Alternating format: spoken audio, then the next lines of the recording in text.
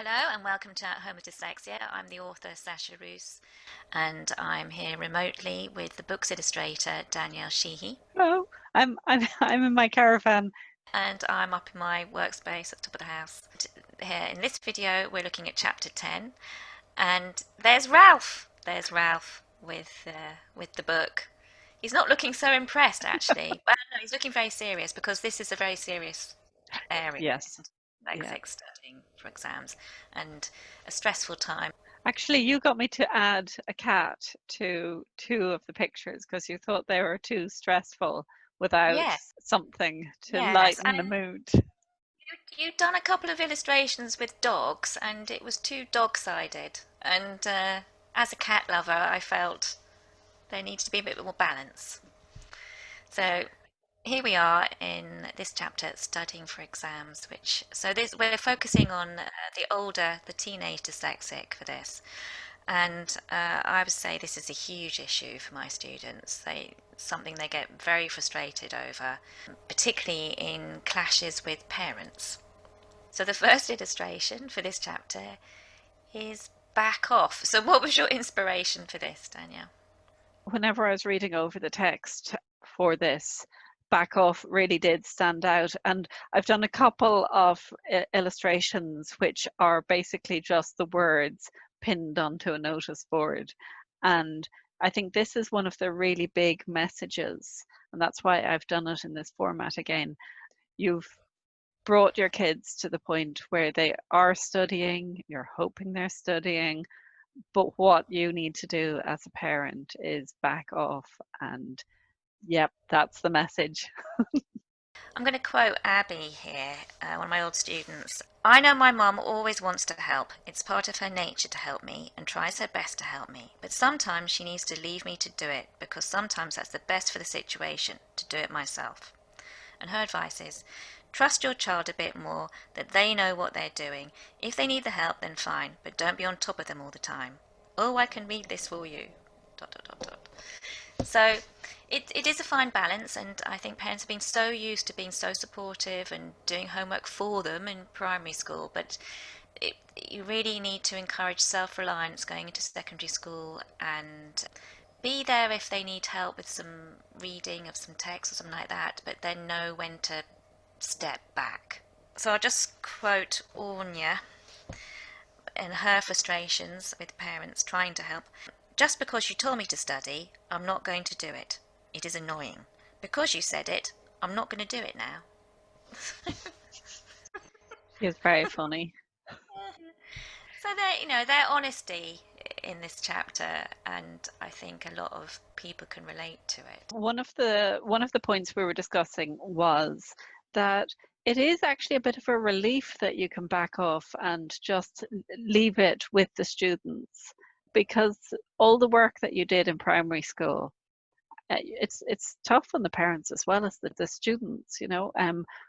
You do a lot of work, and our students have got to the point where they're now doing exams, and you just have to leave it with them at that stage.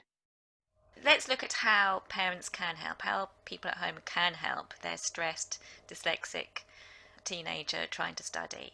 You can help to create the right calm study environment. And I love this picture. This is where I got you to put a cat in the picture. How did you know what you wanted to include in this study environment? Yeah, there's a whole list of bits and bobs in the book in this chapter, and there's lots of things like lots of pens, a timetable, good lighting, a defined study space for the students, lots of folders, and I've included the headphones for studying. Some kids like headphones.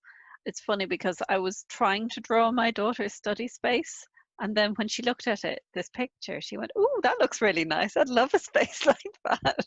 So, so I drew the tidy version. So yes, even with my knowledge of what a perfect study space should look like, I can achieve it in drawing form, but maybe not in real life.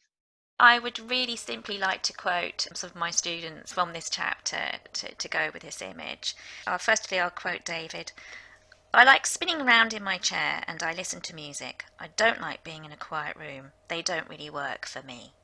So it's very important to just allow the teenage dyslexic to study whatever way they feel works for them. So like you have the headphones there to help. A lot of my students do have swivel chairs.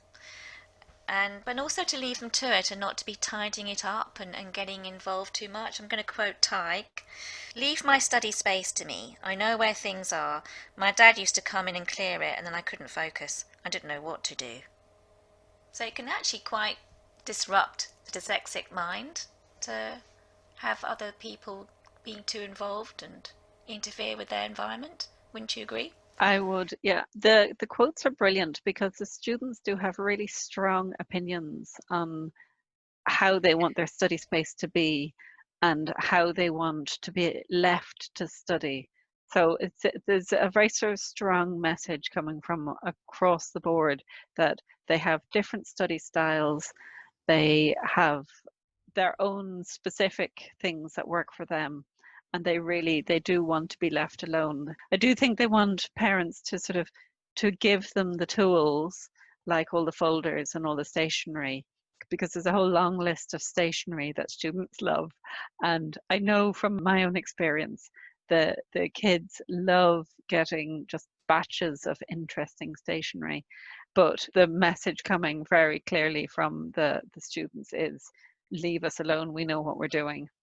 The biggest kind of rants that my students would have would be around studies, trying to study at home or other people just annoying them, whether it's their parents or siblings. And I'd just like to quote a couple more students from this chapter on this point. Firstly, Kiva. My mum would say, "Why can't you study like that?" But I can't. Don't compare your children. My sister gave me her old notes, but we learn in completely different ways.